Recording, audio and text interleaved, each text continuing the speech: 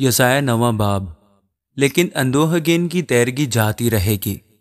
اس نے قدیم زمانہ میں زبولون اور نفتالی کے علاقوں کو ذلیل کیا، پر آخری زمانوں میں قوموں کے گلیل میں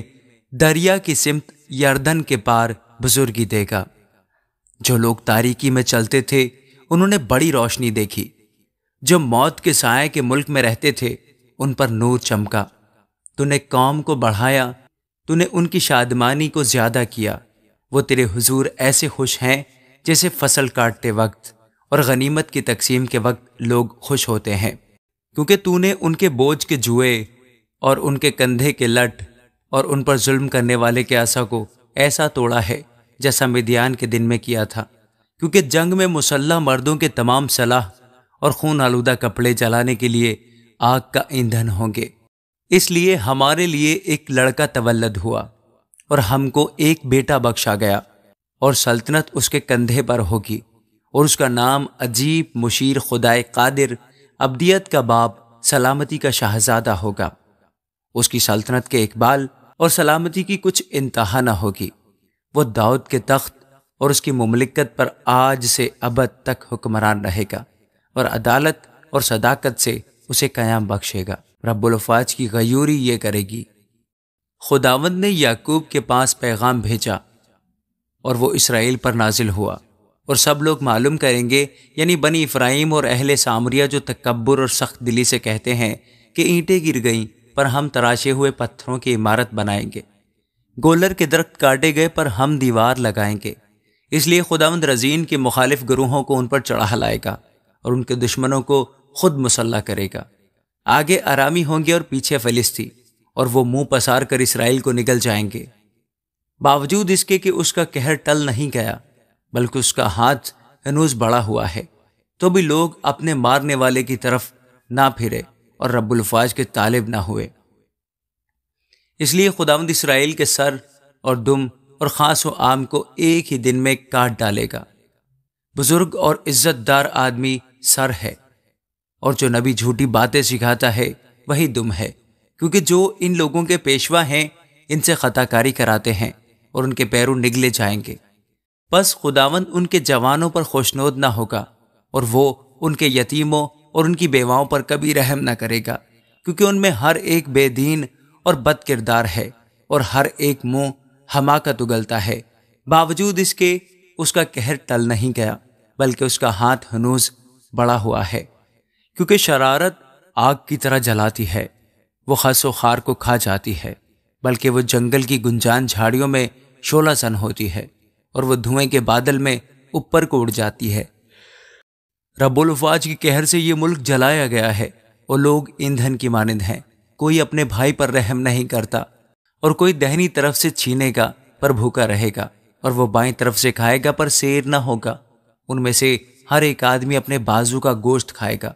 منسی افرایم کا اور افرایم منسی کا، اور وہ مل کر یہودا کے مخالف ہوں گے۔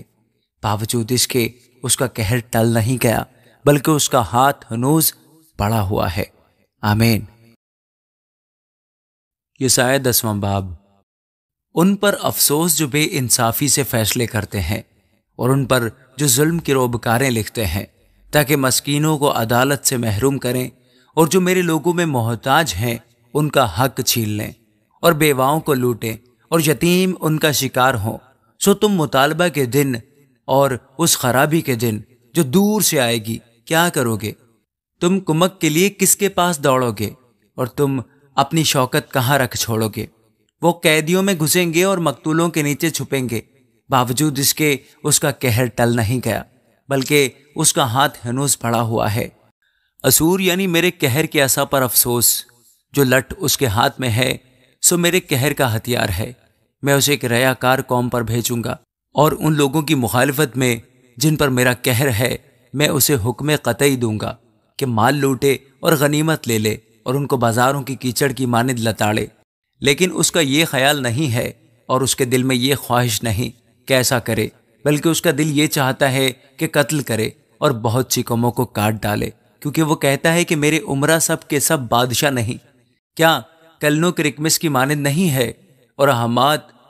عرفات کی مانند نہیں، اور سامریہ دمشق کی مانند نہیں ہے؟ جس طرح میرے ہاتھ نے بتوں کی مملکتیں حاصل کی، جن کی کھودی ہوئی مورتیں یروشلم اور سامریہ کی مورتوں سے کہیں بہتر تھیں، کیا جیسا میں نے سامریہ سے اور اس کے بتوں سے کیا ویسا ہی یروشلم اور اس کے بتوں سے نہ کروں گا؟ لیکن یوں ہوگا کہ جب خداوند کوہ سیون پر اور یروشلم میں اپنا سب کام کر چکے گا،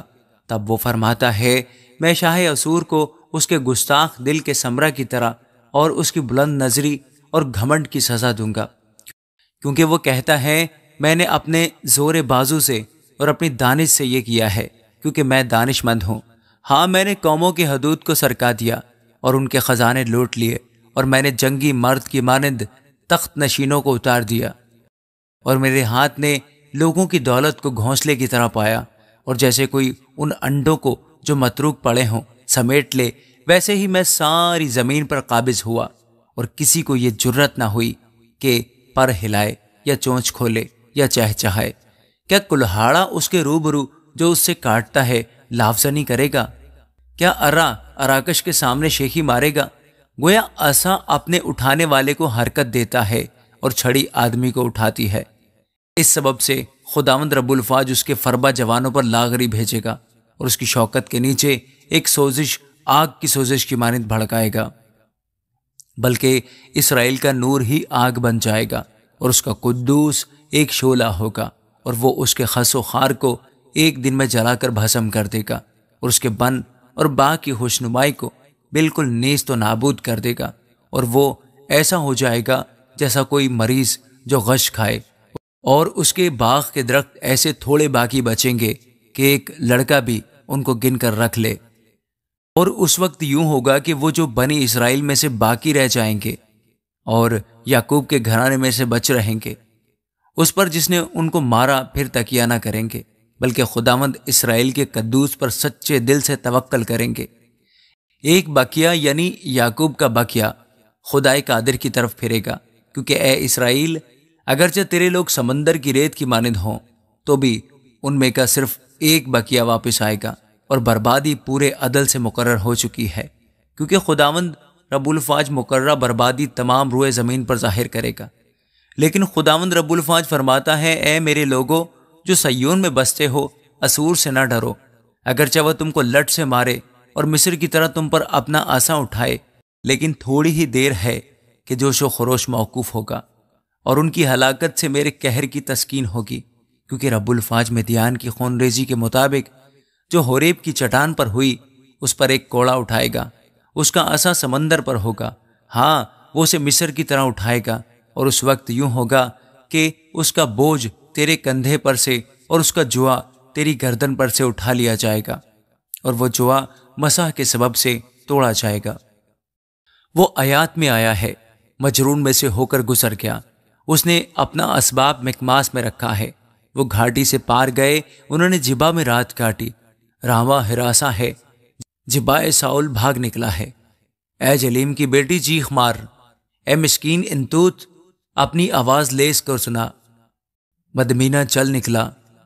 جبیم کے رہنے والے نکل بھاگے، وہ آج کے دن نوب میں خمیازن ہوں گے، تب وہ دختر سیون کے پہاڑ یعنی کوہ یروشلم پر ہاتھ اٹھا کر دھمکائے گا۔ دیکھو خداوند رب الفاج ہیبت ناک طور سے مار کر شاخوں کو چھاٹ ڈالے گا، قداور کاٹ ڈالے جائیں گے اور بلند پست کیے جائیں گے، اور وہ جنگل کی گنجان جھاڑیوں کو لوہے سے کاٹ ڈالے گا، اور لبنان ایک زبردست کے ہاتھ سے گر جائے گا۔ آمین۔